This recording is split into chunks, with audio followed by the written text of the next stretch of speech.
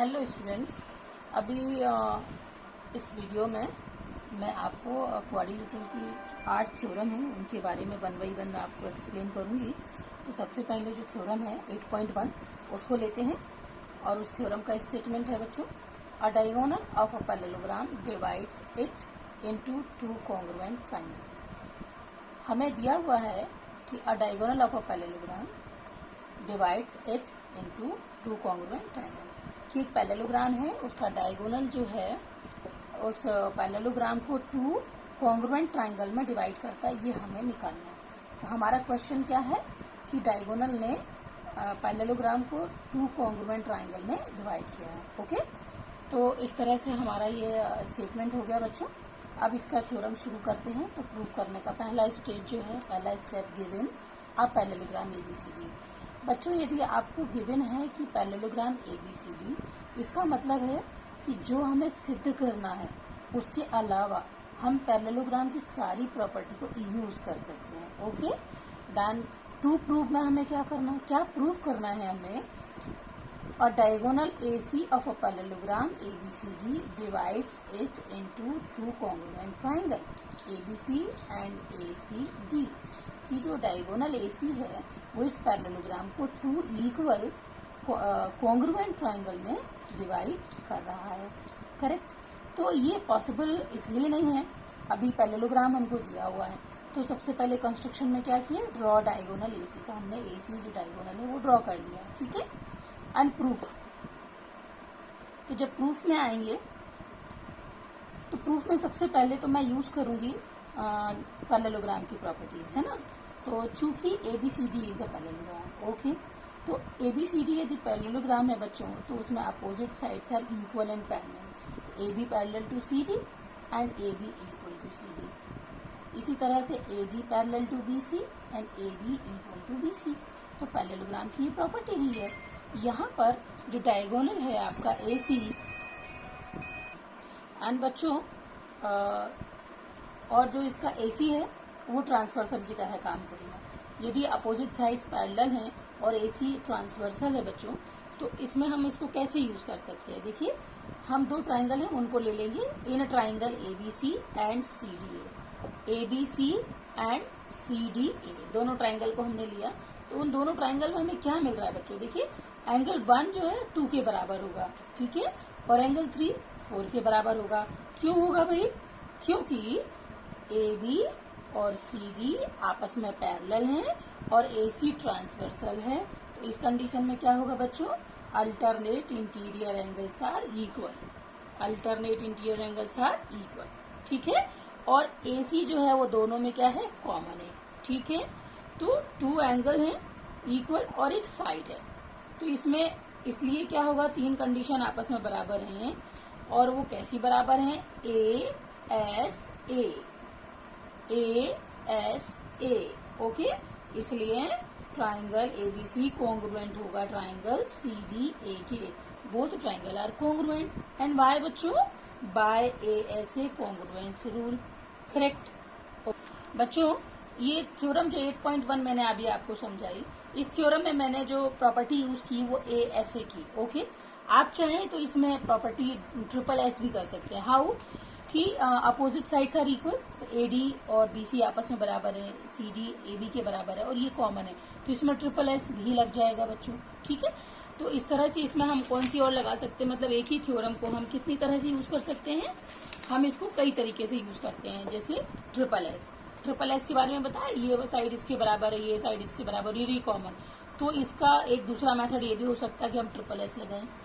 दूसरा मेथड, तीसरा मेथड हो जाएगा उसमें SAS। हाउ बच्चों, देखिए AD और BC आपस में बराबर है, ओके। इसी तरह से आपका CD और AB बराबर है, तो ये हो गया SAS। क्यों बच्चों, क्योंकि पैरेललोग्राम में अपोजिट एंगल्स आपस में इक्वल होते हैं। तो जब अपोजिट एंगल आपस में इक्वल होंगे तो कौन सी कॉन्ग्रुएंसी लग जाएगी, SAS। तो इस तरह से ये आपकी तीन तरह से हम इसको जो है प्रूव कर सकते हैं। क्लियर है बच्चों। तो मैं चाहूंगी जब आप इस थ्योरम को प्रूव करें तो इसके 3 मेथड आप अप्लाई करें। एक मैंने बताया, दूसरा SSS एंड तीसरा SAS। ओके। इसी तरह हम इसमें थ्योरम 8.2 को डिस्कस करेंगे। तो 3.82 क्या है बच्चों, उसका जो स्टेटमेंट है वो है in a parallelogram opposite sides are equal. एक पैरेललोग्राम हमें दिया हुआ है और हमें बताना है कि उसकी अपोजिट साइड इक्वल है। तो क्वेश्चन क्या हुआ कि अपोजिट साइड्स इक्वल हैं, साबित करो। ठीक है, और गिवन क्या हुआ बच्चों कि पैरेललोग्राम है। तो सबसे पहला तो हमने ये डायग्राम बनाया, देखिए, और इसके बाद हमने पहला स्टेप लिया गिवन। तो गिवन में क्या है, हमें पैरेललोग्राम ABCD, करेक्ट। क्या प्रूव करना है, AB बराबर CD और AD बराबर BC। ठीक है, अब ये ऐसे ही तो पॉसिबल नहीं होगा, तो उसके लिए हमें इसमें कुछ चेंजेस करने पड़ेंगे। तो हम चेंजेस करेंगे बाय कंस्ट्रक्शन।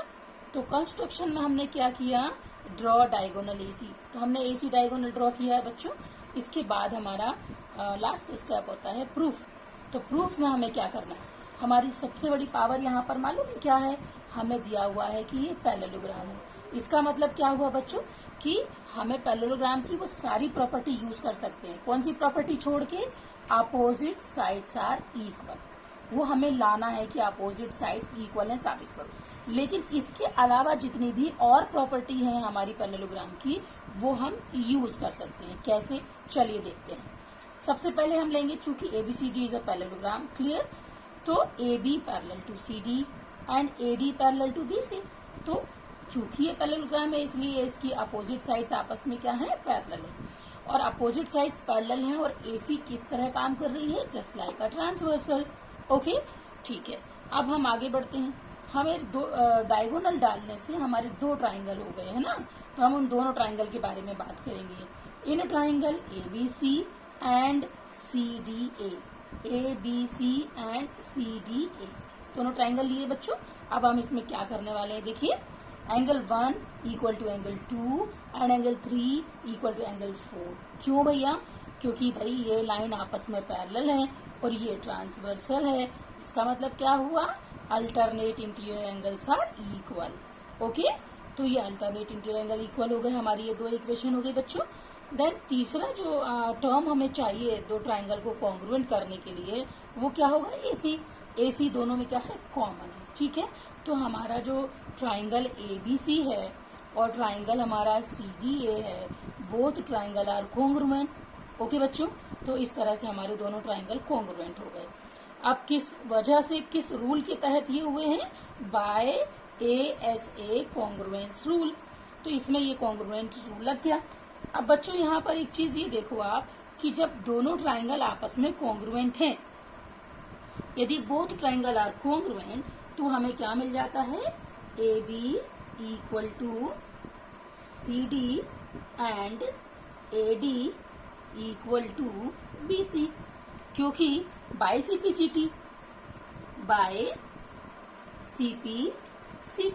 एंड CPCT क्या है बच्चों, जब दो कॉन्ग्रुएंट ट्राइंगल होते हैं तो उनके all corresponding parts are also equal, इसलिए हमारे ऑल अदर पार्ट्स भी आपस में इक्वल होंगे। तो इस तरह से हमारा AB जो है CD के बराबर हो गया और AD BC के बराबर हो गया, क्योंकि in two congruent triangle all other corresponding parts are also equal.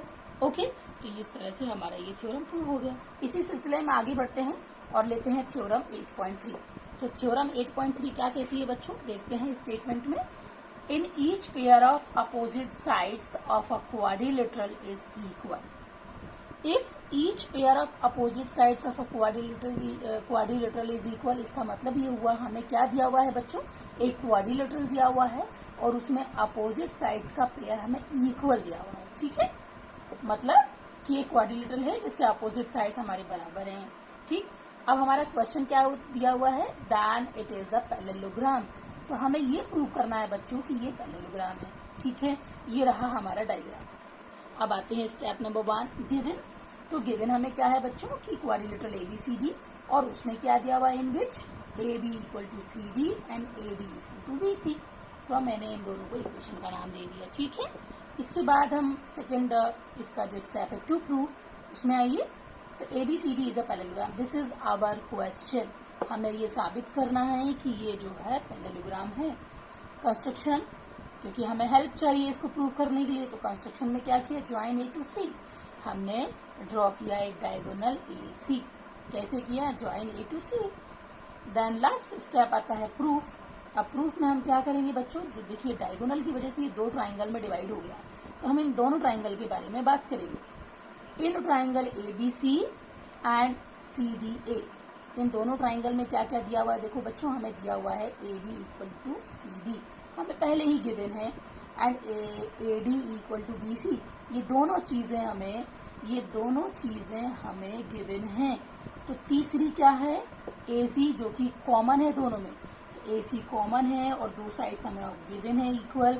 इसका मतलब क्या हुआ कि by triple S congruence rule triangle ABC congruent हो जाएगा ट्राइंगल CDA, तो इसलिए ट्राइंगल ABC कॉन्ग्रुएंट है triangle CDA।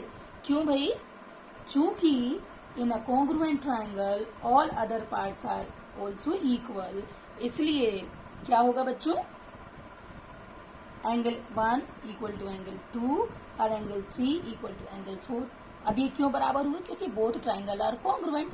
If both triangle are congruent it means बाकी के जो एंगल हैं वो भी आपस में इक्वल होंगे।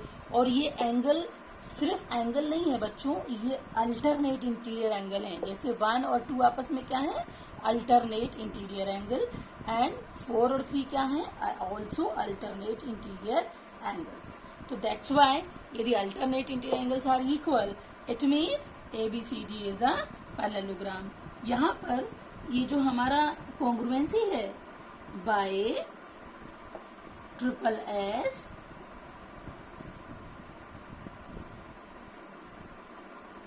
कॉन्ग्रुएंस रूल, ओके, यहाँ में लिखना छूट गया था, तो ये किस वजह से कॉन्ग्रुएंट है, by triple S congruence rule, okay, ठीक। अब हम नेक्स्ट थ्योरम ले लेते हैं, थ्योरम 8.4। 8 पॉइंट थ्योरम क्या है बच्चों, स्टेटमेंट देखते हैं। In a parallelogram opposite angles are equal, आपको दिया हुआ है कि एक पैरेललोग्राम है, आपको बताना है अपोजिट एंगल्स आर इक्वल, ठीक है। तो ये रहे हमारे दो डायग्राम, पहला है ABCD फिगर नंबर 1, इसमें हमने लिया है डायगोनल BD, ठीक है।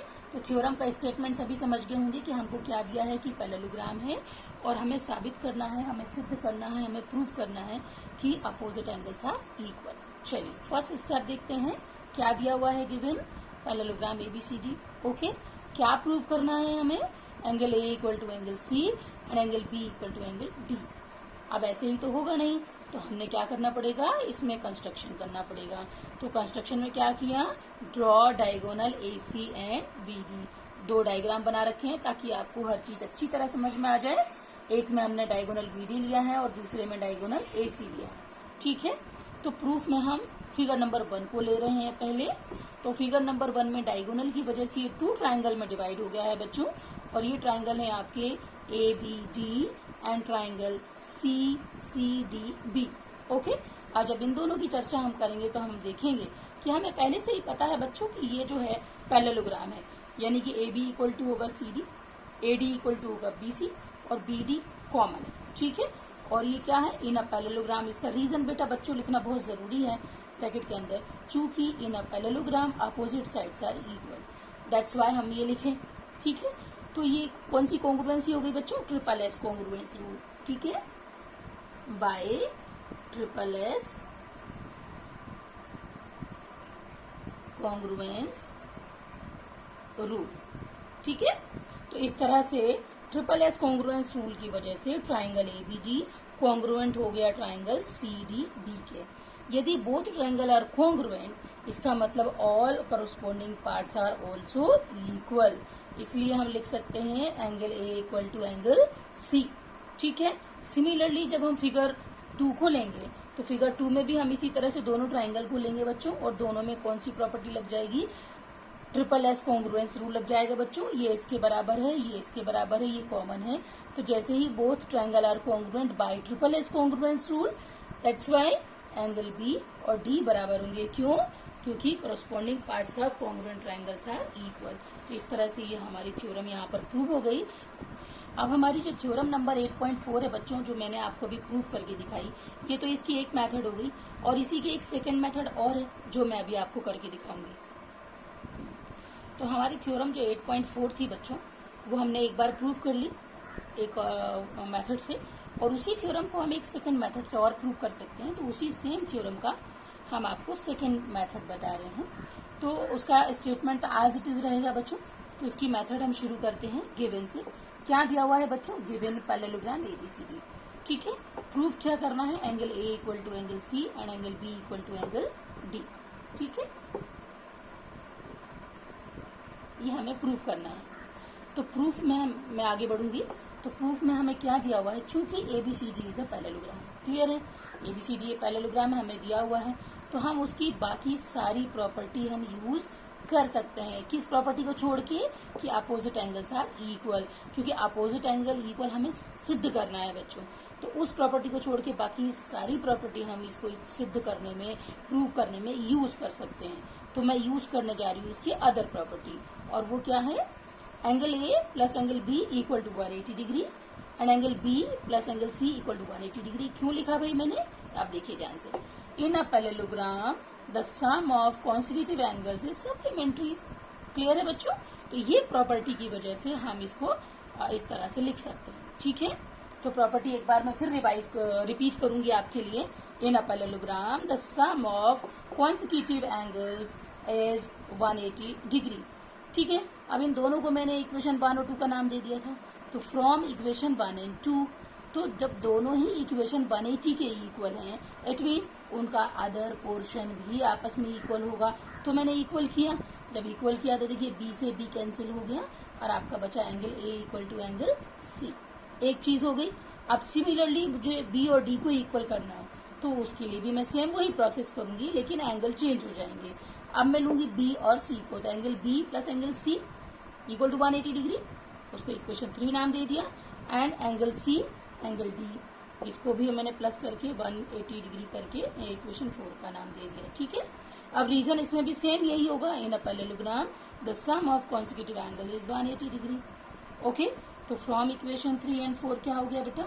ये इक्वल हो जाएगा, सी से सी कैंसिल और बी और डी इक्वल हो जाएंगे। तो इन दोनों मेथड में से आपको जो अच्छा लगे आप उसको अप्लाई करें। ओके।